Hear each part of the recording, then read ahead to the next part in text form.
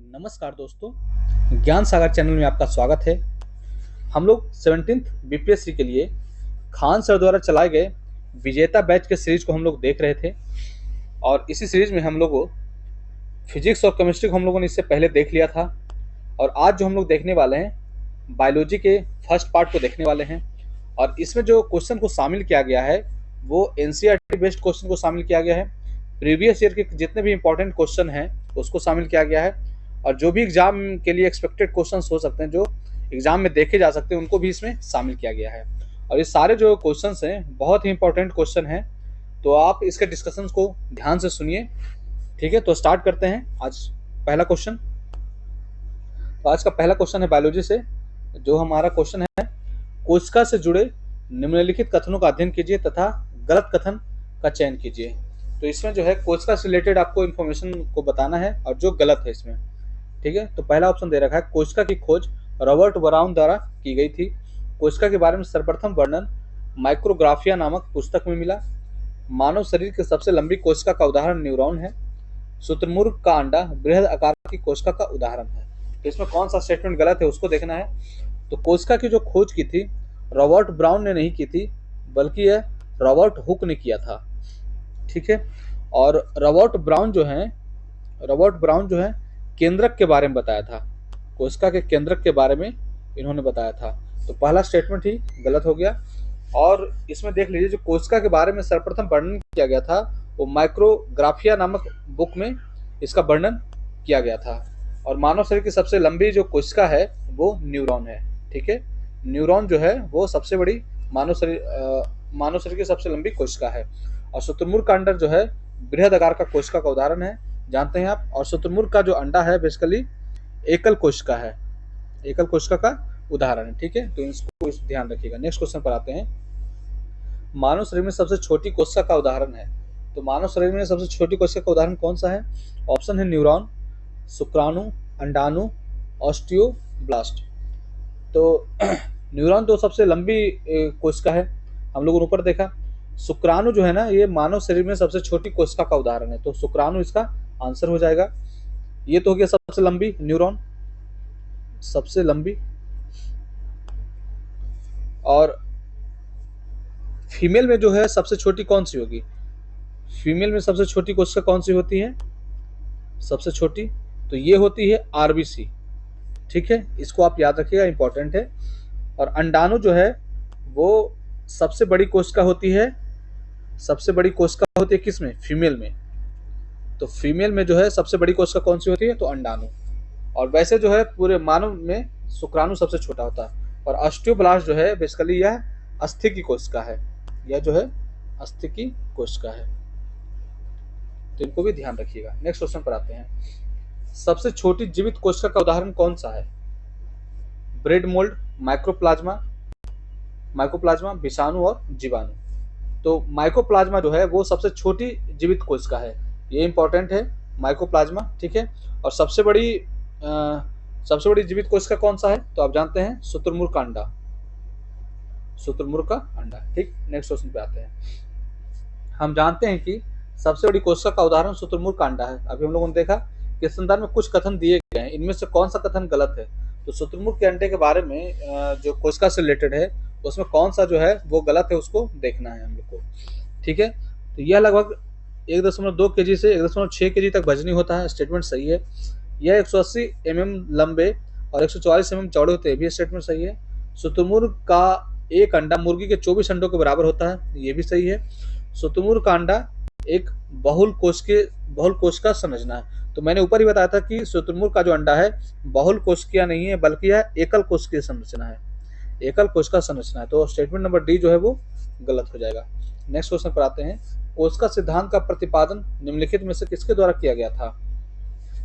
Option दे रखा है, Rudolf Virchow, Jacob Schleiden, Theodore स्वान और रॉबर्ट हुक। तो रुडोल्फ विर्चो जो है ये कोशिका सिद्धांत को पूरा किया था इसने, लेकिन इसका प्रतिपादन किया था मैथियस स्लाइडन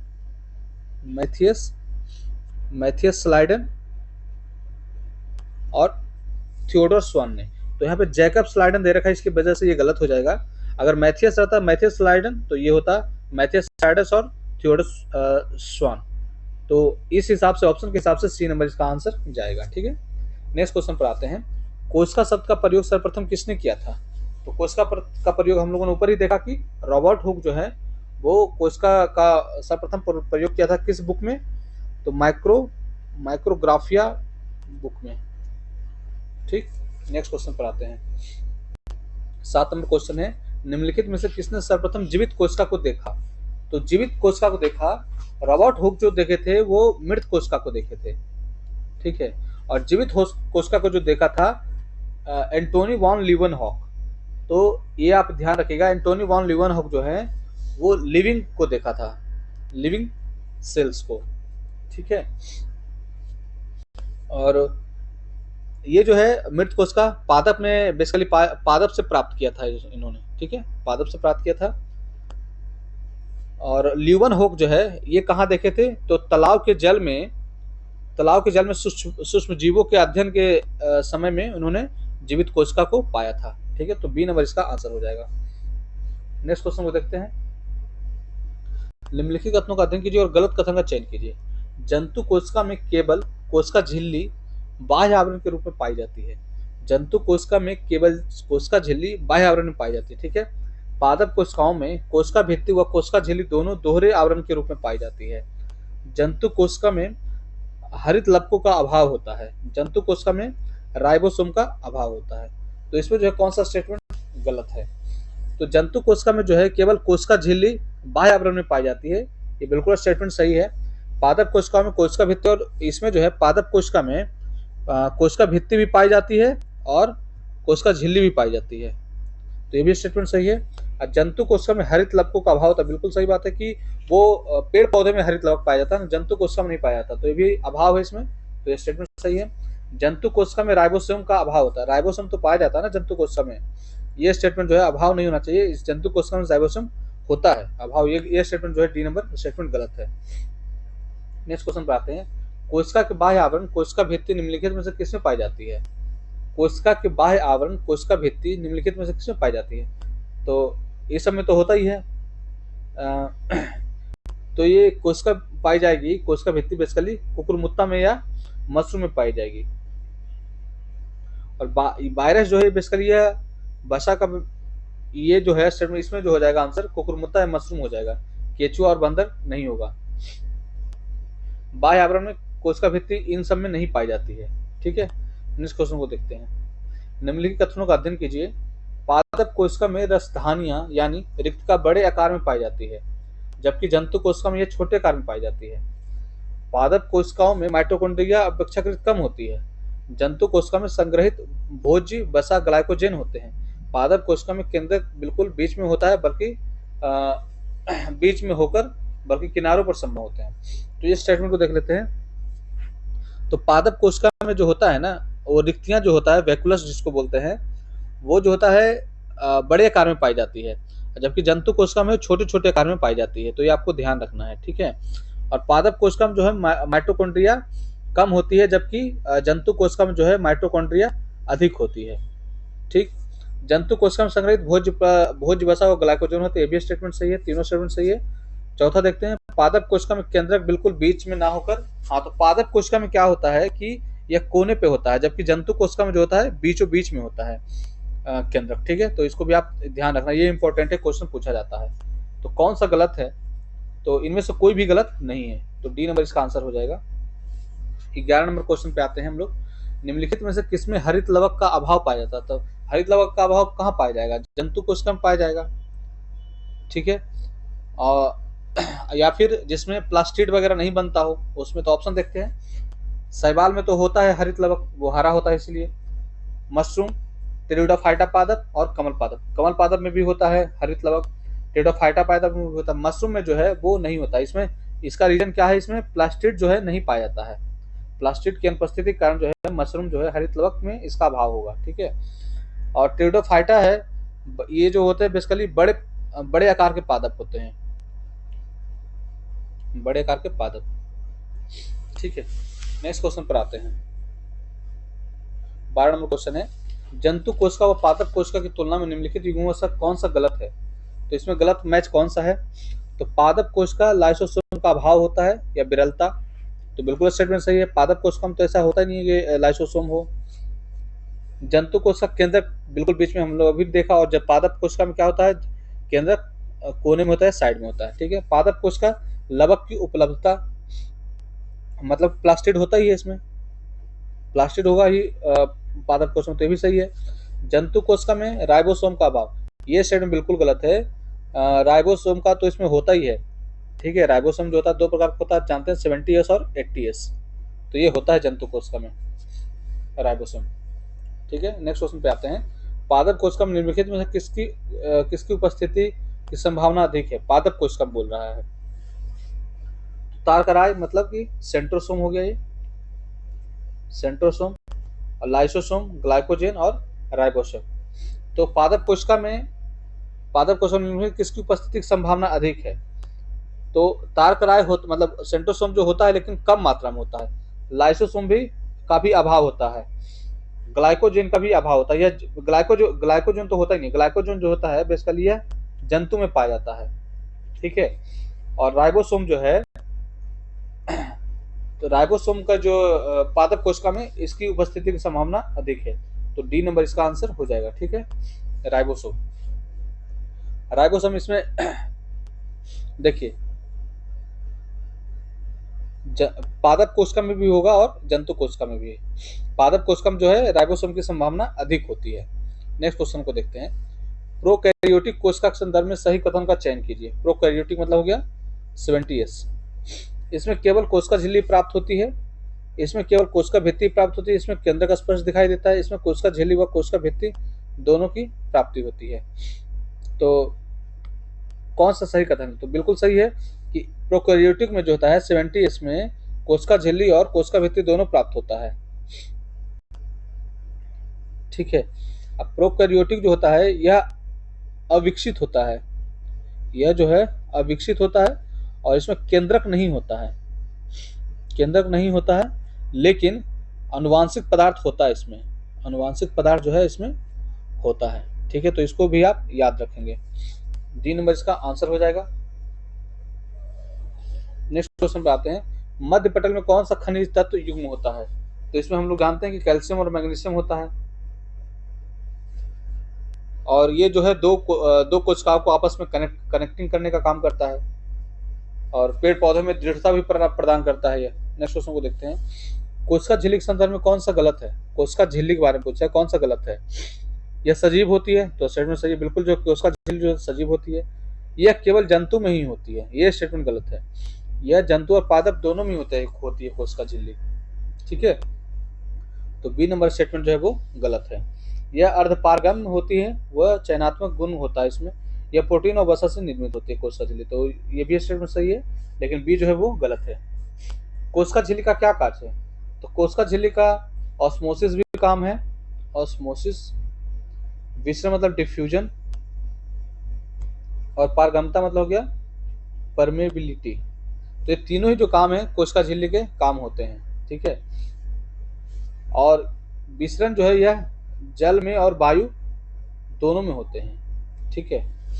नेक्स्ट क्वेश्चन को देखते हैं। कोशिका झिल्ली के संदर्भ में गलत कथन को चयन कीजिए। परासरण एक दिशा में होता है, परासरण के लिए ऊर्जा की आवश्यकता नहीं होती है, विसरण केवल गैसों में होता है। सिंगर और निकोलसन ने कोशिका झिल्ली की संरचना का अध्ययन किया, तो अभी हमने बताया जो विसरण जो होता है द्रव और गैस दोनों में होता है, तो स्टेटमेंट नंबर जो है सी वो आंसर वो गलत हो गया, ठीक है। नेक्स्ट क्वेश्चन में आते हैं। नेक्स्ट क्वेश्चन है कोशिका भित्ति के संदर्भ में सत्य कथन का चयन कीजिए। तो कोशिका भित्ति के संदर्भ में यह निर्जीव होती है, तो स्टेटमेंट तो गलत है। कोशिका भित्ति जो होती है वह निर्जीव नहीं होती, गलत स्टेटमेंट है। पूर्ण पारगम्य होती है, सेलुलोज द्वारा निर्मित होती है, विषाणु भी पादपों की श्रेणी में आता है और इनमें भी कोशिका भित्ति पाई जाती है। नहीं, बेसिकली इसमें असत्य कथन पूछ रहा है, कोशिका भित्ति के संदर्भ में असत्य कथन, तो असत्य कथन तो ये हो जाएगा, कोशिका भित्ति में तो होता है ना, ये तो निर्जीव है,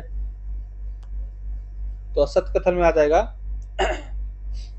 कि विषाणु भी पादपों की श्रेणी में आता है और इनमें भी कोशिका भित्ति पाई जाती है।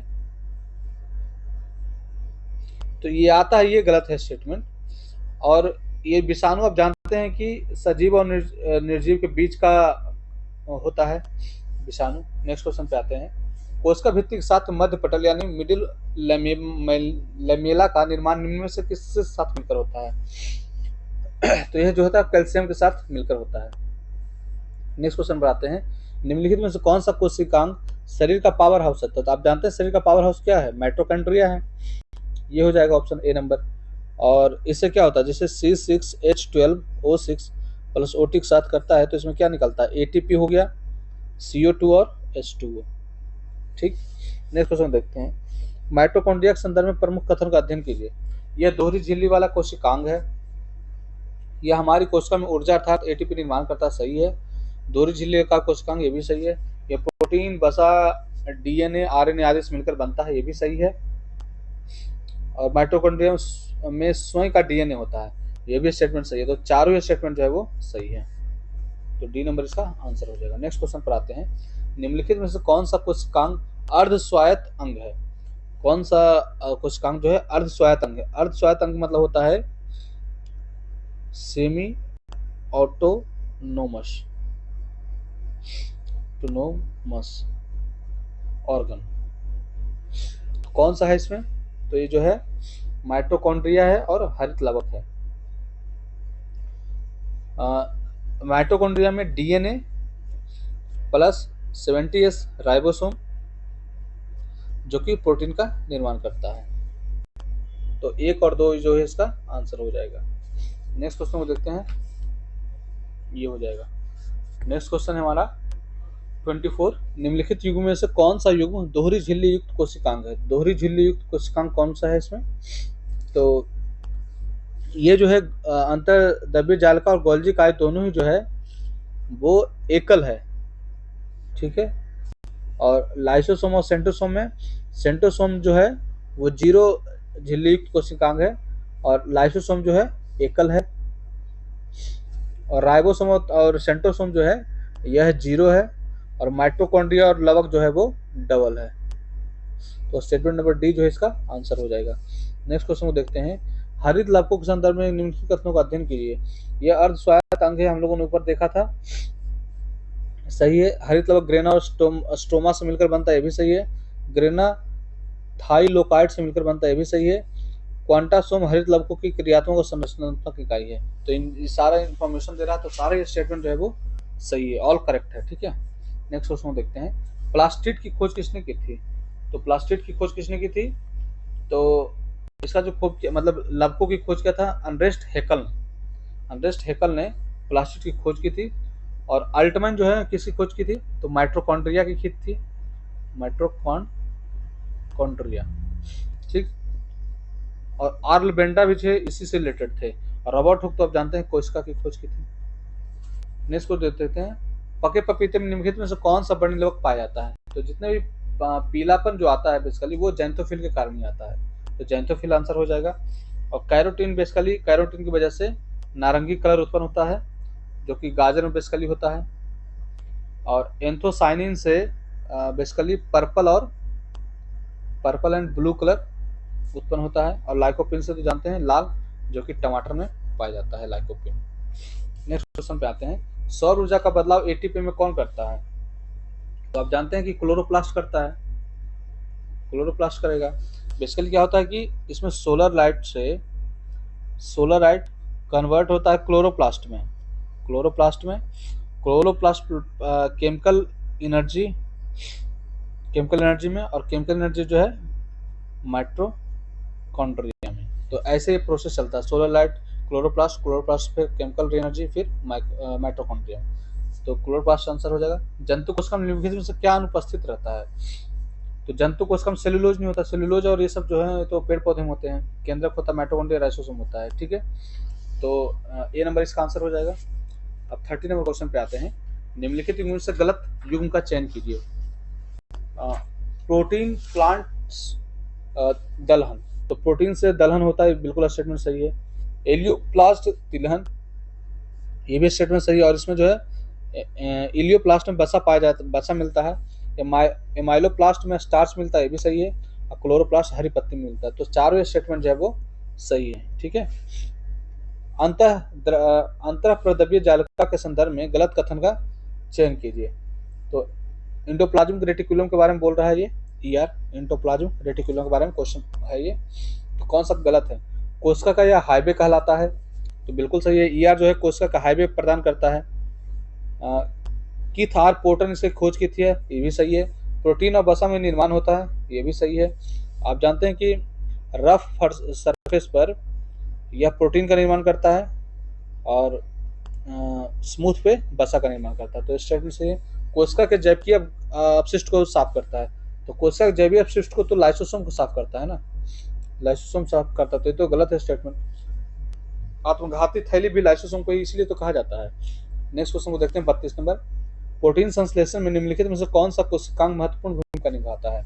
तो प्रोटीन संश्लेषण में राइबोसोम निभाएगा। आप जानते हैं प्रोटीन जो है राइबोसोम से रिलेटेड है, तो ये आंसर हो जाएगा। नेक्स्ट क्वेश्चन है गोल्जी उपकरण के से संबंधित निम्नलिखित कथनों पर ध्यान दें और गलत कथन का चयन कीजिए। ठीक है। तो यह विशेष झिल्ली युक्त थैलीनुमा संरचना है, बिल्कुल सही है। यह प्रोटीनों की पैकिंग करता है, गोल्जी का बिल्कुल सही है। और ट्रैफिक कंट्रोलर के रूप में भूमिका निभाता है, भी सही है। इसे प्रोटीन निर्माण की फैक्ट्री कहा जाता है। तो प्रोटीन निर्माण की फैक्ट्री तो राइबोसोम को कहा जाता है ना। तो ये जो स्टेटमेंट है वो गलत है। 4 नंबर स्टेटमेंट गलत है, बाकी सब सही है। नेक्स्ट क्वेश्चन पर आते हैं। निम्नलिखित में से कौन सा कोशिकांग आत्महत्या की थैली जानते हैं? लाइसोसोम। नेक्स्ट क्वेश्चन पर आते हैं। निम्नलिखित में कौन सा कोशिकांग कोशिका विभाजन में मुख्य भूमिका निभाता है? तो कोशिका विभाजन कौन करता है? सेंट्रोसोम, आपको पता है, सेंट्रोसोम। नेक्स्ट क्वेश्चन पर आते हैं 36 पे। हम जानते हैं कि राइबोसोम को कोशिकांगों का कोशिकांग कहा जाता है। निम्नलिखित में किस कोशिकांग में राइबोसोम नहीं पाया जाता है? तो राइबोसोम किस में नहीं पाया जाएगा? तो आप जानते हैं माइटोकॉन्ड्रिया में तो पाया जाएगा, हरित लवक में भी पाया जाएगा, गोल्जी काय में नहीं पाया जाएगा। यह तो यातायात प्रबंधक होता है गोल्जी काय, इसमें नहीं पाया जाएगा। खुरदुरी अंतर में तो होता ही है। रफ क्या बोलते हैं, रफ वाले में पाया जाता है प्रोटीन, और जबकि स्मूथ वाले में वसा। तो ये भी सही है। तो गोल्जी काय जो है इसका आंसर हो जाएगा। यह जो है राइबोसोम इसमें नहीं पाया जाता है। नेक्स्ट क्वेश्चन है राइबोसोम की अनुपस्थिति में कौन सा कार्य नहीं होगा? तो प्रोटीन का निर्माण नहीं होगा, क्योंकि राइबोसोम जो है प्रोटीन का निर्माण करता है।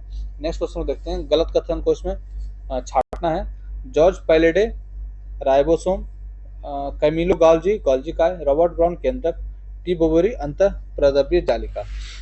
तो इसमें जो है बेसिकली ये स्टेटमेंट ये जो मिलान है वो गलत है। टी बाबेरी ने बेसिकली जो किया था सेंट्रोसोम का खोज किया था, सेंट्रोसोम का। और अंतः प्रज्वाल्य यानी इंटो क्या बोलते हैं, इंटोप्लाज्मिक रेटिकुलम जो है, ईआर इंटोप्लाज्मिक रेटिकुलम जो है, यह केआर पोर्टर ने किया था, केआर पोर्टर ने। तो ये स्टेटमेंट जो है वो गलत है। नेक्स्ट क्वेश्चन पे आते हैं। यदि माइटोकॉन्ड्रिया कार्य करना बंद कर दें तो कोशिका में कौन सा कार्य नहीं होगा? तो ऑक्सीकरण नहीं होगा। ठीक है, ऑक्सीकरण नहीं होगा, भोजन का ऑक्सीकरण नहीं होगा। और ये सब तो पाचन से रिलेटेड है, भोजन का पाचन स्वांगी करे तो पाचन का से रिलेटेड है। नेक्स्ट क्वेश्चन पे आते हैं। 40 नंबर क्वेश्चन है। ल्यूकोप्लास्ट मुख्यतः कहाँ पाया जाता है? तो आप जानते हैं ल्यूकोप्लास्ट मतलब क्या हो गया? अवर्णी लवक, अवर्णी लवक हो गया। तो यह जो है अवर्णी लवक मतलब कि सनलाइट नहीं पहुंच रही है। तो सनलाइट कहाँ नहीं पहुंचेगा? तो जड़ों की कोशिका में नहीं पहुंचेगा। तो ये इसका आंसर हो जाएगा। मुख्यतः कहाँ पाया जाएगा? तो जड़ों की कोशिकाओं में। और फली में भी जो है ल्यूकोप्लास्ट पाया जाता है। ठीक है। नेक्स्ट क्वेश्चन देखते हैं। कोशिका में सबसे अधिक पाया जाने वाला रासायनिक पदार्थ होगा? तो आप जानते हैं कोशिका में सबसे ज्यादा क्या पाया जाता है? जल पाया जाता है। जल लगभग कितना % पाया जाता है? तो 70% पाया जाता है। नेक्स्ट क्वेश्चन पर आते हैं। निम्नलिखित में से कौन सा सुमेलित नहीं है? सुमेलित नहीं है वो पूछ रहा है। विर्चो कोशिका का सिद्धांत दिया था, ये पूरा किया था, सिद्धांत को पूरा किया था, लेकिन स्लाइडन और स्वान ने ही कोशिका का सिद्धांत दिया था, कोशिका विभाजन का। रॉबर्ट ब्राउन ने कोशिका की खोज की थी, ये स्टेटमेंट जो है वो गलत है। रॉबर्ट ब्राउन नहीं, जबकि रॉबर्ट हुक ने कोशिका की खोज की थी। और पुरकिंजन जो है जीव द्रव का खोज पुरकिंजन किया था, और लिवोहॉक ने जीवित कोशिका का। तो ऑप्शन नंबर बी जो है वो गलत है। नेक्स्ट क्वेश्चन पर आते हैं। केंद्रक की खोज किसने की थी? तो केंद्रक की खोज रॉबर्ट ब्राउन ने की थी, ये हम लोग पहले ही देख चुके हैं। और फोंटाना जो है बेसिकली इसने केंद्रिका की खोज की थी, फोंटाना केंद्रिका की खोज की थी। रॉबर्ट हुक तो कोशिका की खोज की थी, आपको पता है, और मृत कोशिका की खोज की थी। ठीक। नेक्स्ट क्वेश्चन को देखते हैं। केंद्रक से संबंधित निम्नलिखित कथनों का अध्ययन कीजिए तथा गलत कथन का चयन कीजिए।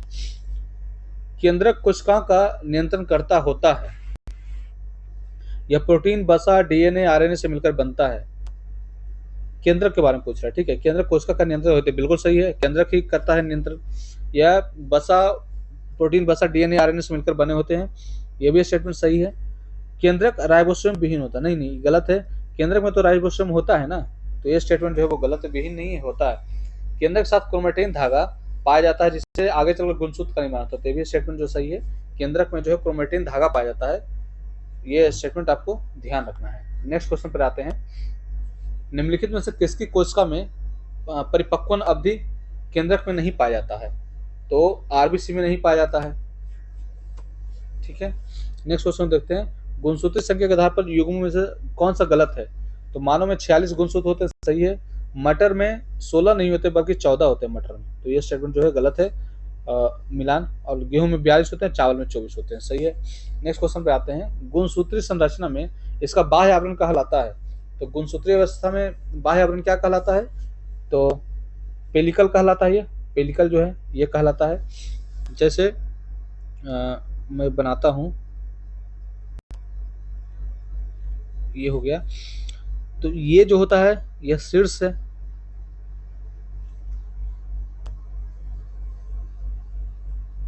जिसे टीलोमियर कहते हैं, टीलोमियर। और ये जो है बाह्य आवरण है, बाह्य आवरण है, और इसी को बोलते हैं पेलिकल। और बीच में जो है यह हो गया सेंट्रोमियर, सेंट्रोमियर हो गया बीच वाला, ठीक है। तो इसको आपको ध्यान रखना है। और ये जो मैट्रिक्स जो है वो डीएनए और हिस्टोन प्रोटीन से मिलकर बनता है, ठीक है। नेक्स्ट क्वेश्चन को देखते हैं। 48 नंबर। गुणसूत्र से संबंधित निम्नलिखित कथनों का अध्ययन कीजिए और गलत कथन का चयन कीजिए। गुणसूत्र डीएनए और हिस्टोन प्रोटीन से बना, तभी हम लोगों ने देखा, ठीक है। एस्कैरिस मेगलोसिफिला में केवल 2 गुणसूत्र पाया जाता है, ये फैक्ट है, ठीक है। सेंट्रोमियर गुणसूत्र का स्थायी भाग होता है, इस बिंदु पर 2 क्रोमेटिड जुड़ते हैं, तो क्रोमेटिड बीच में था, ये हम लोगों ने देखा। यहाँ जो दोनों जुड़ रहे हैं सेंट्रोमियर पर, तो बिल्कुल सही है। टीलोमियर गुणसूत्र की बाह्य परत कहलाती है। बाह्य परत तो पॉलिकल थी ना, बाह्य परत हमने देखा था क्या था, पॉलिकल। तो ये स्टेटमेंट जो है वो गलत है, डी नंबर। अब 49 पे आते हैं। निम्नलिखित कथनों का अध्ययन कीजिए। सुकेंद्रीय कोशिकाओं में गुणसूत्र 2 होते हैं, पहले ऑटोसोम व दूसरे सेक्स क्रोमोसोम। मानव की कोशिका में समान रूप से 22 जोड़ा अलिंग और गुणसूत्र, 1 जोड़ा लिंग गुणसूत्र होता है, 122, और ये तो पता है आपको। और गुणसूत्र जीवों की जैविकीय क्रियाओं पर नियंत्रण कर सकते हैं। गुणसूत्रों के आधार पर ही नई प्रजातियों का विकास हो सकता है। कि आधार पर नहीं, इसके अलावा भी सिर्फ गुणसूत्रों के आधार पर नहीं, इसके अलावा भी और कई जैविकीय और पर्यावरणीय घटनाएं होती है, उसके वजह से भी नई जातियों का विकास हो सकता है। तो ये स्टेटमेंट नंबर ये जो है ये बेसिकली गलत है। और चैंपैंजी में 48 गुणसूत्र होते हैं, ठीक है। तो और भी गुणसूत्र ही सिर्फ नहीं होते, इसके और भी कारण हो सकते हैं, जैसे जैविकीय परिवर्तन हो गया, पर्यावरणीय घटनाएं हो गए, नई जातियों का विकास होता है। तो यह बेसिकली जो दीर्घकालीन घटनाएं होती है, ठीक है। तो ये स्टेटमेंट गलत है, 4 नंबर। नेक्स्ट क्वेश्चन को देखते हैं, और आज का लास्ट क्वेश्चन होगा। आनुवंशिकता की इकाई है, तो आनुवंशिकता की इकाई क्या है? जीन है। जीन जो है आनुवंशिकता की इकाई है। और डीएनए भी जो है एक आनुवंशिक पदार्थ है, डीएनए जो है आनुवंशिक पदार्थ है। तो धन्यवाद, आप इसी तरह जुड़े रहें।